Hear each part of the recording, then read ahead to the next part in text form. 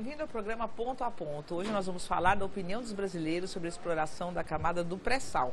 E o nosso convidado, Augusto Mendonça, é o presidente da Associação Brasileira das Empresas de Construção Naval e Offshore. E nós selecionamos alguns dados de pesquisas de opinião pública realizados que têm a ver com o nosso tema e que vão ajudar a nossa conversa. Uma delas é uma pesquisa da CNI-BOP, realizada em setembro ainda de 2009. Depois, dados de uma pesquisa realizada pelo Sembra e Virtu Análise e Estratégia, e ainda uma pesquisa realizada pelo Datafolha, agora em julho, dados de uma pesquisa realizada em julho pelo Datafolha. A exploração da camada de pré-sal, naquela pesquisa comentada, 59% conheciam, ou seja, 59%, quase 6 em cada 10 brasileiros sabiam de que se tratava ou tinham alguma ideia sobre a exploração da camada de pré-sal. Um número complementar, 40%, 39% no caso da pesquisa, diziam que não conheciam. Perguntados qual era a maior riqueza que o Brasil poderia extrair do fundo do mar, 44% das pessoas corretamente apontaram petróleo e gás, 27% peixes e alimentos, 17% minérios, e ainda há outras respostas com relação a essa pergunta. E no outro momento, em uma outra tela que nós trazemos aí, perguntados sobre riquezas e descobertas no fundo do mar, que cuidados seriam mais importantes que o governo, que a sociedade, enfim, observasse, 80% remeteram ao cuidado com o meio ambiente e 57% disseram que essas riquezas iam apenas corresponder aí, ou incrementar a riqueza do país, etc. Augusto, você como presidente de uma empresa importante que congrega as empresas do setor da indústria naval, dos equipamentos de offshore, da exploração offshore, etc. Como é que você pode resgatar para nós o ressurgimento aí da indústria da construção naval, que até o final do século passado estava praticamente desativada no Brasil? Como é que isso voltou a caminhar, como é que isso voltou a ter um significado econômico importante? Hoje, ao que eu saiba, emprega mais de 70 mil trabalhadores, e já é um segmento significativo. E depois, já deixando uma segunda pergunta, como é que você vê a possibilidade de que essa exploração do pré-sal, a intensificação da exploração de petróleo e gás, de uma forma geral, possa conviver com a adoção de maiores cuidados com relação à preservação do meio ambiente, para evitar esses desastres que têm ocorrido, inclusive nos Estados Unidos, e que causaram tanta comoção por lá, e também tem ocorrido no Brasil, embora em escala menor. Bem, muito bem. A indústria naval brasileira, ela naufragou na década de 80. O Brasil foi o segundo produtor de navios na década de 70, e na década de 80 essa indústria desapareceu. Para ter uma ideia, no ano 2000 a indústria tinha menos de 2.000 funcionários, ou seja, ela basicamente não existia. A partir aí de uma decisão que inicialmente foi política, inclusive do governo Lula, de fazer as obras da Petrobras no Brasil, a indústria começou a voltar a atuar. Então a Petrobras comprava a maioria de suas plataformas, ou comprava a totalidade das suas plataformas no exterior, e passou a priorizar a compra dessas plataformas aqui no Brasil. Então a indústria naval voltou basicamente dentro da construção offshore, dentro das construções de plataforma de produção de óleo.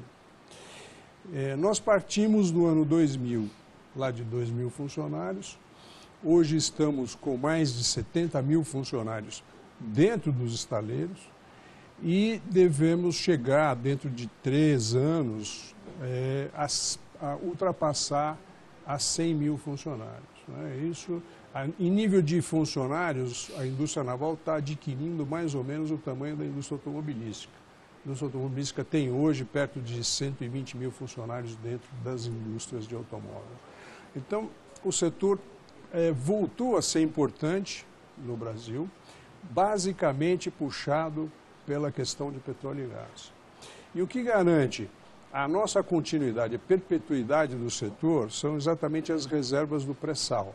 A gente trabalha com um patamar de reservas, uma estimativa de reservas, na faixa de 100 bilhões de barris, o que coloca o Brasil entre as maiores reservas de petróleo do mundo. Isto é uma garantia de que a gente vai passar pelo menos mais uns 50 anos aí fabricando plataforma, embarcações de apoio à operação e navios. A questão do meio ambiente aí. Na questão do meio ambiente, né, eu diria assim que os acidentes não são tão como eu diria, frequentes. Né? Acidentes acontecem. Esse que aconteceu no Golfo do México foi um acidente grave, acho que foi o acidente mais grave no mar que aconteceu na indústria do petróleo até hoje. E ele, por si, já trouxe uma série de mudanças operacionais. Né? Essa é uma indústria que está continuamente melhorando a tecnologia, né? Sempre no sentido de melhor produção, menor risco ambiental, é uma preocupação permanente isso. Mas, de qualquer forma, os acidentes são poucos porque os sistemas de segurança são eficientes. Então, eu acredito que tem muito pouca chance da gente ter graves acidentes ambientais aqui no Brasil. Doutor Mendonça, a gente ouve falar muito, quer dizer, em especial a oposição ao governo federal fala e repete que a Petrobras está, segundo as palavras deles, quebrada, numa lama e está totalmente inviabilizada, enfim. Isso é real, o senhor como participando aí da vida da Petrobras? Primeira pergunta, a Petrobras está em dia com as suas encomendas? Bem, vou responder a segunda primeiro, que essa eu tenho mais conhecimento para responder. Aliás, eu queria que o senhor pudesse traduzir em números as encomendas, quantas embarcações que estão encomendadas, quantas plataformas. Tá. Bem, a Petrobras está em dia com as suas encomendas e com os seus pagamentos. Né? Não tem nada no setor que tenha atraso de pagamento ou suspensão de produção por falta de caixa ou suprimento financeiro. Eu não sei dizer sobre qual é a situação financeira da Petrobras, né? Mas eu sei que, aliás, isso são dados de jornais, né, que hoje a Petrobras passa por um problema de ter que importar gasolina, porque não tem capacidade de produzir mais gasolina que o Brasil consome, né, e está importando por um valor mais alto do que vende. Então, realmente esse é um processo complicado para a Petrobras, mas eu, como conceito, como empresa, né, se a gente considerar, empresa de petróleo se mede por reserva, né, se a gente considerar a reserva que a Petrobras tem, a oportunidade que a Petrobras tem no pré-sal segundo a lei da partilha, né, considerar tudo isso, não podemos dizer que a Petrobras está mal, eu diria que a Petrobras está muito bem. O senhor compra ações da Petrobras? Eu tenho que dizer que sim. A carteira de navios do Brasil já é a quarta maior carteira mundial, né, de encomenda de produção de navios. Sim, vamos falar um pouco de número, é bem interessante isso. A gente vê uma encomenda potencial até 2020 para o setor, entregas até 2020, eu não estou colocando aí o campo de Libra, que é o próximo leilão, que vai acontecer em outubro, tem um potencial de fornecimento de 120 bilhões de dólares. Né? O nosso setor, são 120 bilhões de dólares. Estas encomendas, elas estão mapeadas, uma boa parte contratadas, em execução e uma boa parte a ser contratada. Só para entender, aí estão incluídos navios de apoio e plataformas. Perfeitamente. Né? Desse total, nós temos mais ou menos perto de 90 e poucos bilhões de dólares são plataformas de produção. Né? São quantas plataformas? São aproximadamente 75, 80 plataformas, mais ou menos. E para nós finalizar, embarcações, só para nós finalizarmos para chamar o intervalo? Cada plataforma dessa custa 1,5 bi de dólar. Embarcações de apoio, que é o segundo item, a gente estima mais ou menos umas 200 embarcações de apoio novas. O Brasil hoje tem 360, 370 em operação. Quase que dobra. Você vai ter mais 200 entrando em operação aí até 2020. E navios são aproximadamente 70 navios. Isso vai para que tamanho do PIB, o tamanho relativo do setor? O setor? Pô, é uma boa pergunta. Eu não sei te responder como é que vai ficar o setor, né, como setor econômico em relação ao PIB. Né? Mas eu acho que o setor voltou a ser um setor importante.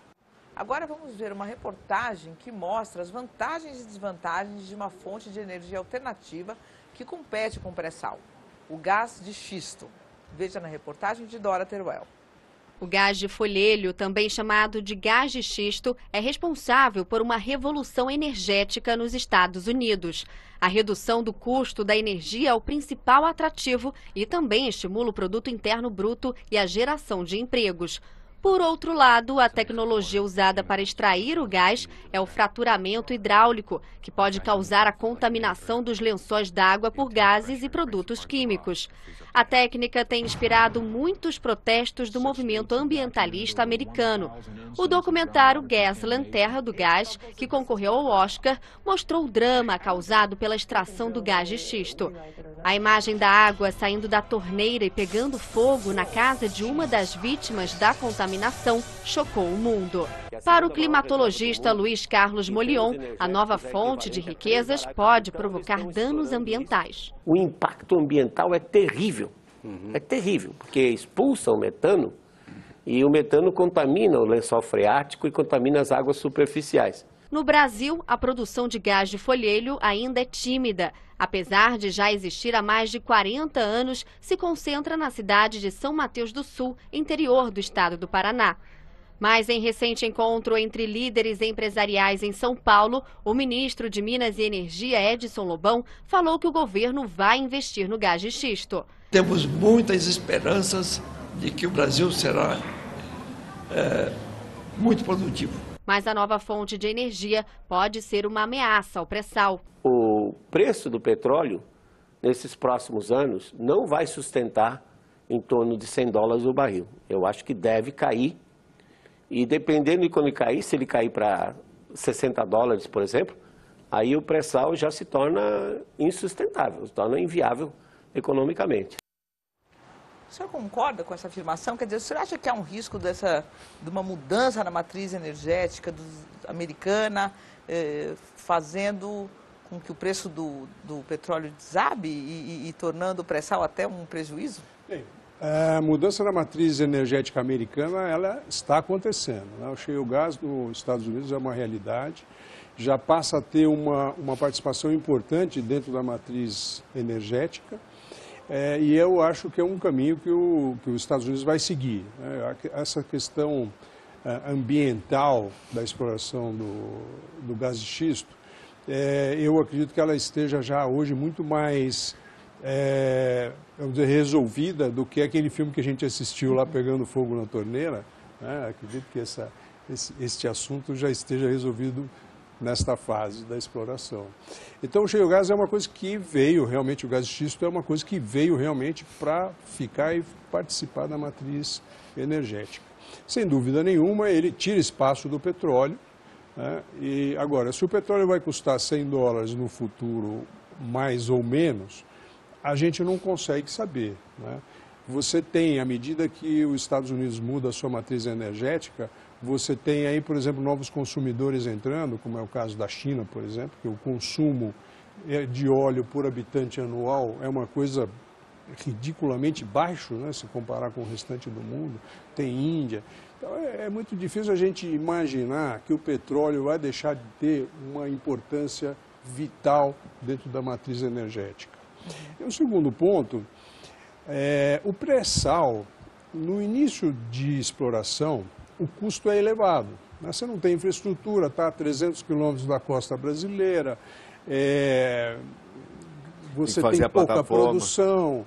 Então, à medida que você começa a implantar plataformas, implantar a exploração de campos, começa a ter infraestrutura, né, gasoduto, oleoduto, infraestrutura de apoio, tudo isso, o custo de produção cai vertiginosamente por barril.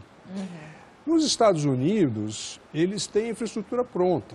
Então, o cara que tem a área dele ali, ele contrata uma empresa que presta esse serviço, né? Por exemplo, no caso da Schlumberger, por exemplo, que recebe por produção, E ele produz o gás e o gasoduto passa ali do lado. Então a infraestrutura ali está pronta, então o custo de produção cai mesmo, não tem dúvida. Né? O custo de produção do pré-sal vai cair ao longo do tempo? Também não há dúvida. Né? Hoje a Petrobras tem um custo de produção na Bacia de Campos muito bom.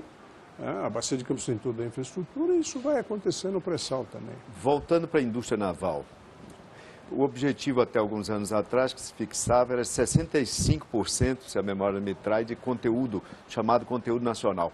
Quanto é que já se alcançou e qual é a perspectiva a respeito? Bem, 65% é um bom índice. Né? Eu, particularmente, acho que nós devemos ficar nesse patamar. A indústria já atingiu este nível de conteúdo já atingiu. local. Já. A gente vem operando.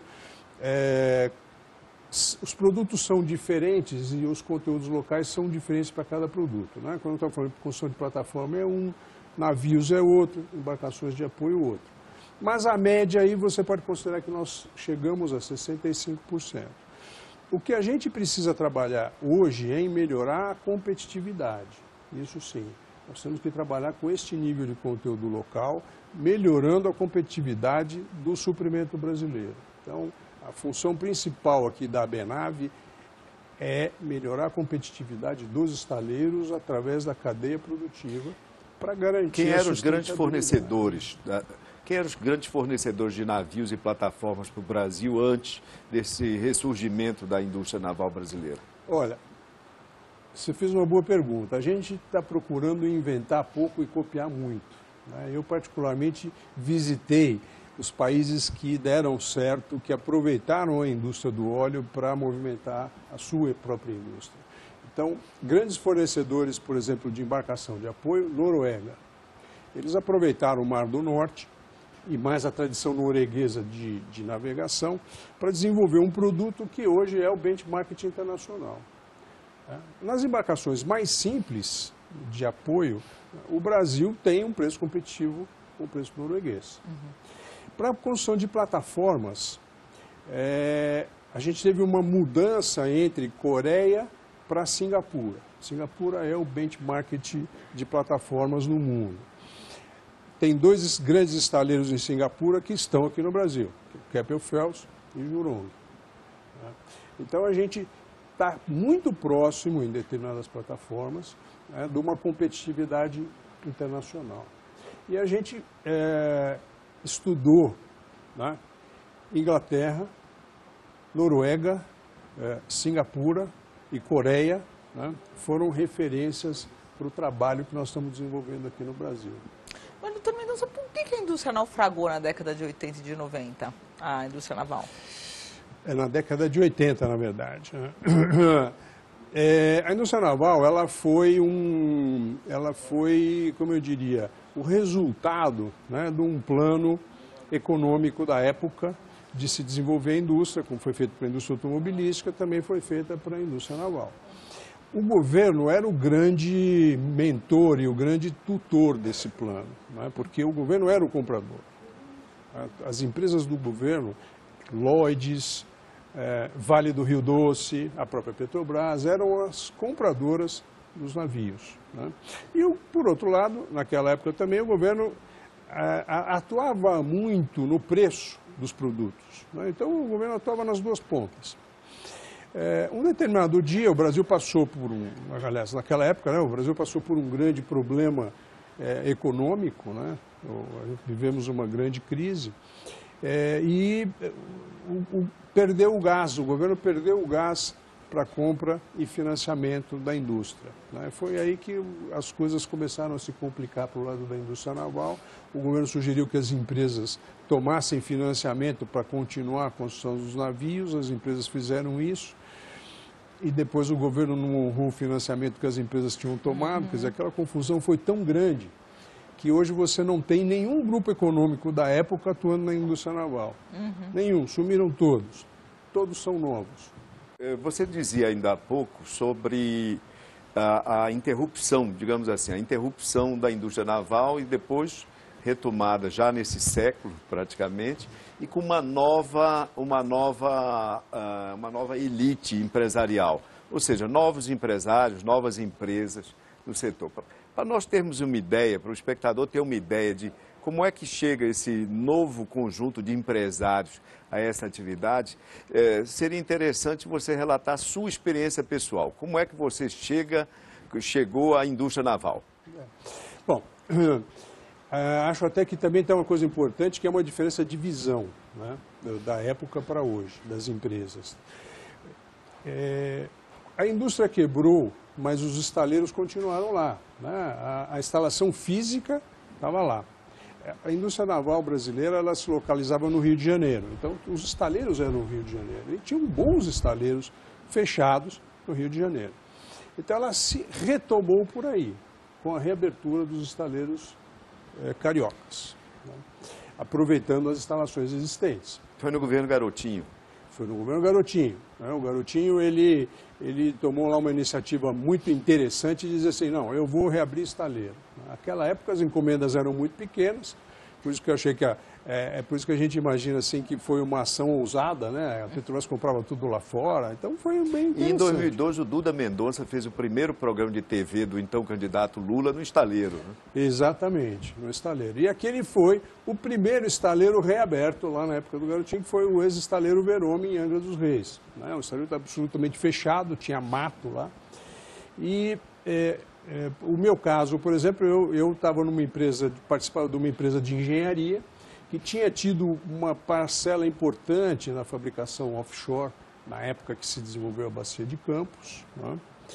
Esse também foi um setor que o investimento teve um hiato e durante a década de 80 não se fez quase nada, né? Nós sobrevivemos com isso porque exportamos para a África naquela época. E com a mudança de águas rasas, que você tinha aquela estrutura fixa, né, para produzir petróleo, a plataforma era em cima de uma estrutura fixa. Para águas profundas, aquela planta que produz óleo tinha que ficar boiando lá no meio do mar. Então, por isso é que vieram as instalações em cima de navios ou plataformas semi-submersíveis e tudo isso. Então, com isto, esta atividade migrou para a área naval. E era uma especialidade que nós não conhecíamos. Tendíamos muito a fazer plataforma de petróleo fixa, mas flutuando, não. E era necessariamente, você precisava de um estaleiro. Então, aí nós tivemos interesse e participamos na reabertura do estaleiro de Angra, ajudando a viabilizar aquilo tudo.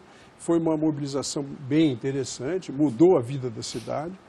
E aí nós passamos a produzir plataformas em Angra dos Reis. Aliás, eu posso aqui dar um testemunho interessante, porque quando o estaleiro estava fechado, eu visitei várias vezes o estaleiro e junto ao estaleiro tem uma vila, né?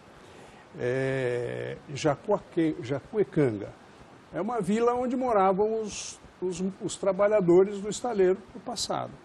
E uma noite eu saí ali do estaleiro, a gente foi ver uma casa ali em Jacuecanga. Eu tinha a impressão que eu estava andando numa cidade fantasma, né? Tudo escuro, não tinha ninguém na rua, né? 8 horas da noite. Aquilo realmente me chocou, me impressionou, aquela imagem que eu tive naquele dia. Bom, reabrimos o estaleiro, tudo funcionando. 1 ano e tanto depois, eu me lembrei da cena e falei para o meu companheiro, pô, vamos dar uma volta aqui dentro de Jacuecanga. Pô, aí você tinha vida. Né? Barzinho, o pessoal tomando cerveja, tudo iluminado, supermercado, um montão de casa sendo reformada. Aliás, passei lá em Jacuecanga o ano passado, é completamente diferente. Então a gente percebe, né, o que é atividade econômica, o que gera de resultado quando o cara tem emprego. Claro. Esse foi, e mudou muito a economia do Rio de Janeiro, e essa é uma mudança que está acontecendo no Brasil, a retomada de um setor industrial. Agora, doutor Mendonça, o senhor também faz parte da Associação Brasileira que congrega os empresários de infraestrutura. Eu queria saber o seguinte, como é que está o espírito dos empresários em geral, não só da indústria naval, mas de outros setores também. E se é verdadeira essa afirmação que se repete tanto de que o governo federal, o governo da presidente Dilma, interfere demais nos negócios, quer definir até a taxa de retorno de um investimento em licitações, em concessões.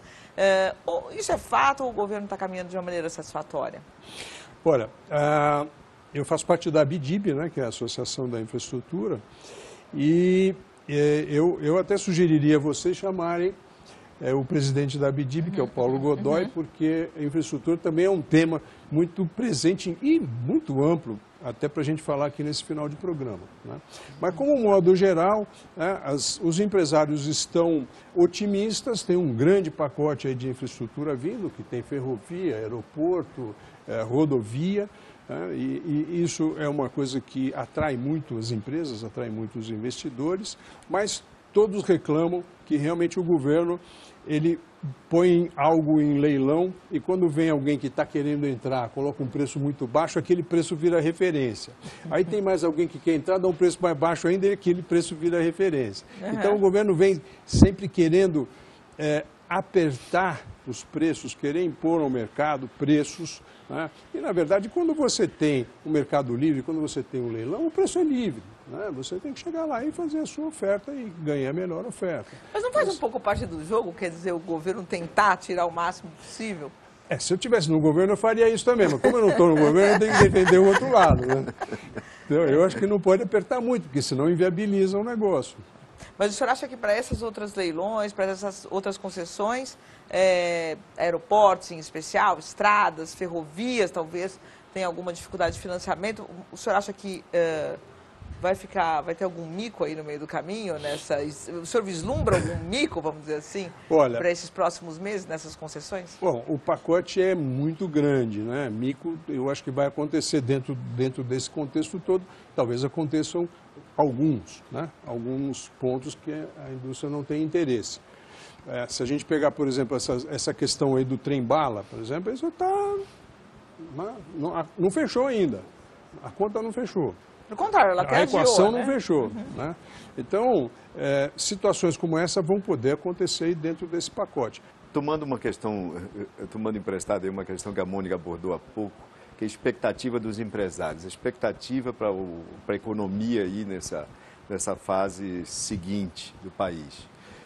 O seu setor tem uma expectativa notadamente otimista, né, pelo seu relato, mas a expectativa do seu setor, o conjunto da economia, o PIB de 2013, 2014 vai ajudar ou vai prejudicar o projeto de reeleição da presidente Dilma, na sua opinião? Bom, a gente mudou um pouco o tema da nossa conversa aqui. Mas antes de responder isso, eu só queria dizer o seguinte. Os economistas dizem que o petróleo vai passar de uma contribuição de 10% do PIB para 20% do PIB a partir de 2020.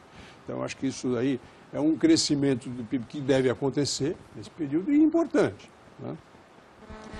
A segunda coisa que eu queria aproveitar a oportunidade para colocar aqui, eu coloco sempre nas palestras que eu faço nas associações de indústria, é de que nenhum empresário, nenhum de nenhum setor, no mínimo deveria dar uma olhada no que é o pré-sal.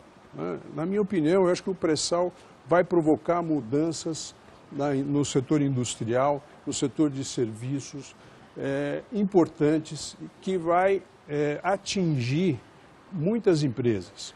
Então, dentro do nosso setor, fornecedores, eu não tenho dúvida, mas outros setores também serão atingidos, né? E eu acho que é importante, os empresários vão dizer, o que é esse negócio de pré-sal? O que isso vai representar, né? O que é isso para o Brasil? Que eu acho que o governo faz muito pouca, não diria propaganda, mas gera muito pouca informação. Divulga pouco. Sobre isso, divulga pouco sobre a importância do pré-sal. Agora, o PIB geral.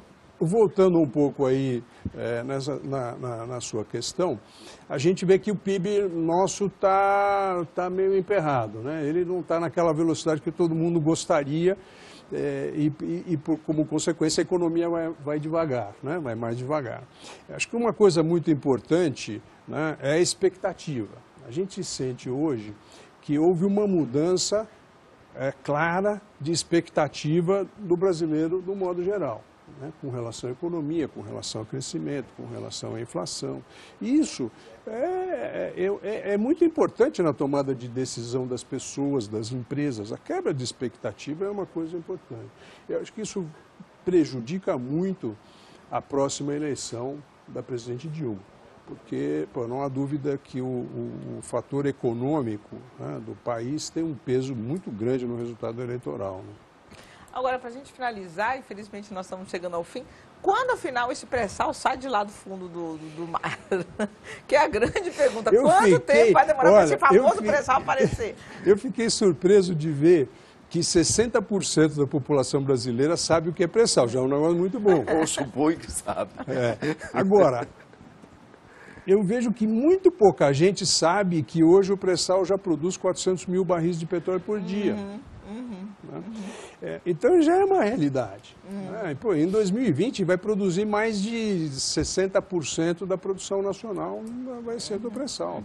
Até lá nós vamos estar produzindo, o que se produz hoje, nós vamos estar produzindo no pré-sal daqui Quanto a é de 7 barris? anos. Quanto será? Quantos barris por dia é a previsão? Para o pré-sal? Nesse período, né, é de um incremento de 2,3 milhões de barris por dia, que é o que o Brasil produz hoje. Ok, doutor Mendonça, nosso programa chegou ao fim. Muito obrigada por sua presença aqui no nosso programa. Muito obrigado pela presença aqui conosco no Ponto a Ponto. Lembrando que você pode assistir todos os nossos programas no site www.bandnewstv.com.br. Muito obrigado pela audiência. E para entrar em contato com a gente, o e-mail é pontoaponto@band.com.br. E o nosso Twitter é @pontoapontonews. Muito obrigada pela companhia e até o próximo programa.